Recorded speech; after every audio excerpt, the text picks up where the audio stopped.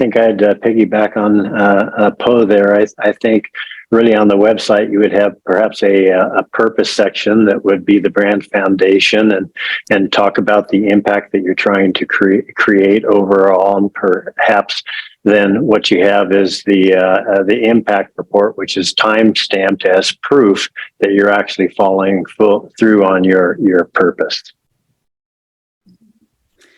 And I'll piggyback on that with Shilpa Gadhawk's question, which I can answer too. But the question is, does this impact report live on the company's website, or would they need to be redirected to the unit of impact site where it lives? And the answer to that is twofold. One is yes, so the impact report wouldn't live directly on the company's website. There is a link that you'll have that you can put on your website that would then redirect to the unit of impact website. However, we do have the ability for the Pro plan, and I believe the Plus plan has an add-on that you can purchase for a custom URL.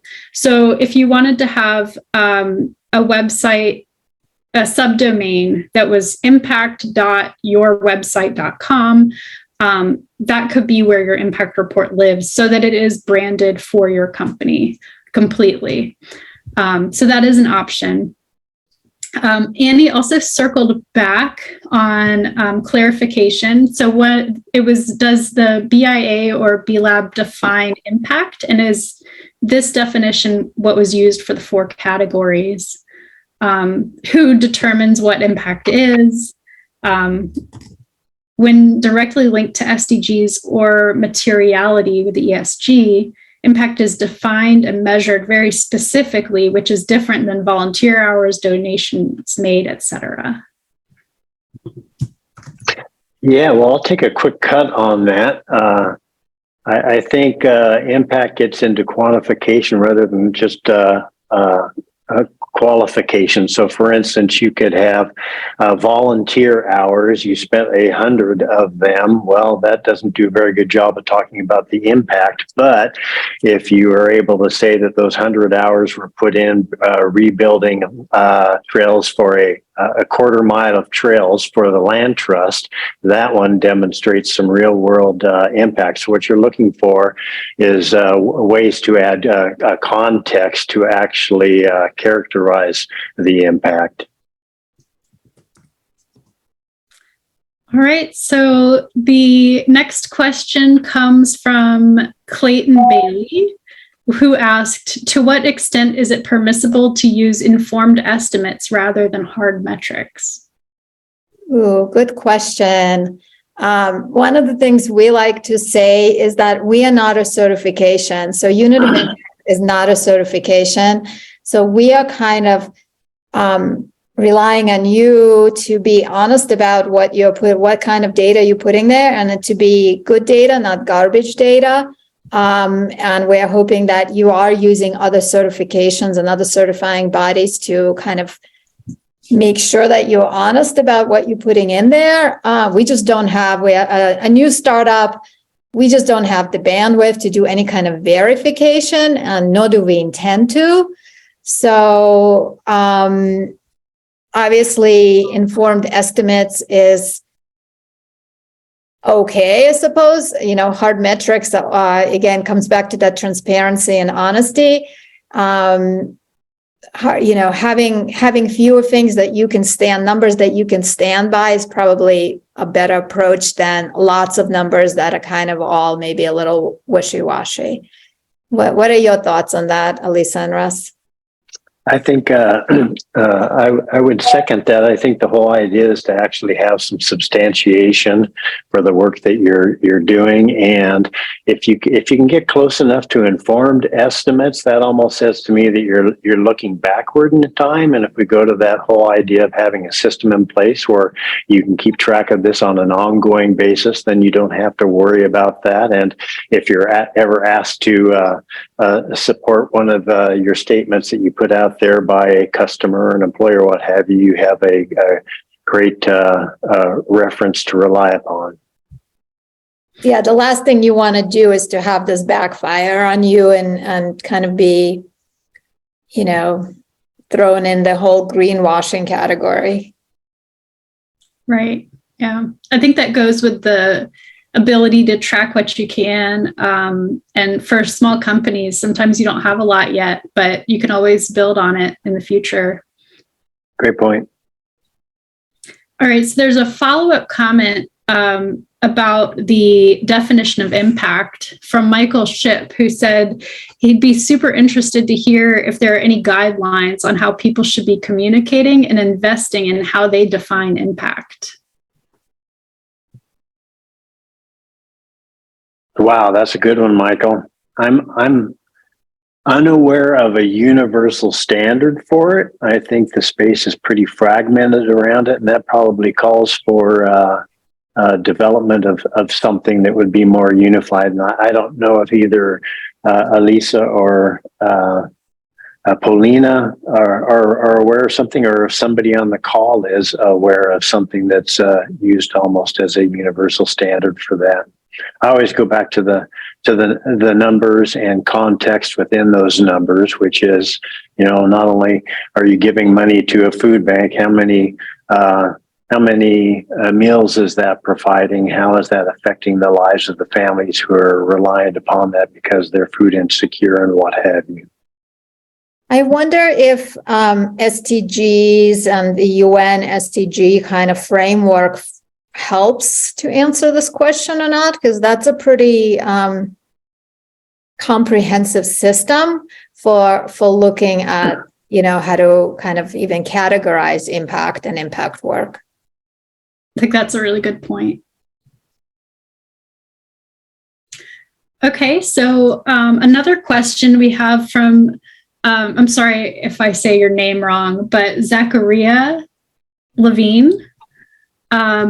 The question is, how much customization is possible if we have designers in-house who want to imbue some more of our own branding and style guidelines than what is built into the templates?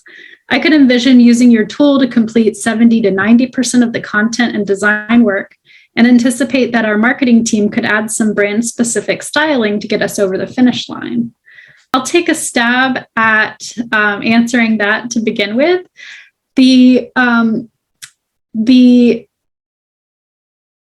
All of the templates are customizable to a certain extent, where you can add your logo, you can add your own brand colors. So if your brand is primarily greens or blues or whatever, you can actually add your own hex code colors into the template, and it'll customize the template for that. You'll also have the ability to upload your own images or graphics. If you want to add a background image to certain sections, you'll have the ability to do that. And that would be for any of the plan levels, any of the templates that you choose have that ability.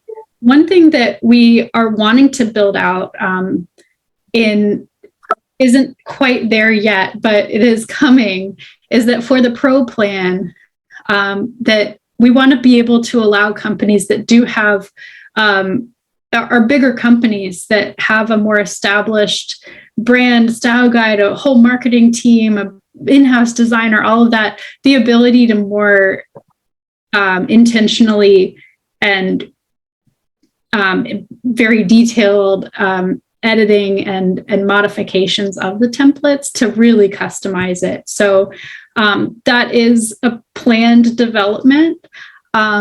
And we'd love to see if you try, get it 90% of the way there.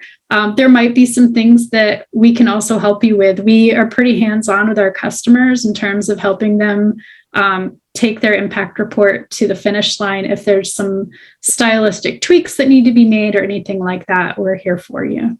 Yeah, and just to add to that, I think for that larger companies, we are looking at adding multi-page templates, because we realize that for some of the larger companies, it's going to be challenging to tell the story in sort of one page. So it almost becomes kind of like a microsite, if you will, with multiple pages, just because they're bigger, they have a lot more information to share, even at a snapshot level.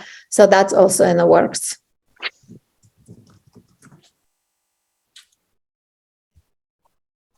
Great. Well, we are almost at the mark. We're almost at the hour mark. So if there are no other questions, we want to thank you for joining us today. Make sure that you guys get in touch with us. We're very much available and eager to hear from all of you. And Elisa, can you go to the last slide? And I want to make sure that all of you take advantage of the 15% off any of the annual plans with LinkedIn Live promo code. And just to be sure you understand how the trial period works, it's a 21-day free trial. Your credit card will not be charged for the 21 days. The way the platform and the tool is set up now, 21 days is more than enough time to poke around and play around and even create a fake personal impact report if you feel like it, just to see how the software works and to have an understanding of whether it's a good fit for your organization. So we definitely invite you to just get in there and have some fun and let us know what's working for you, what's not working for you.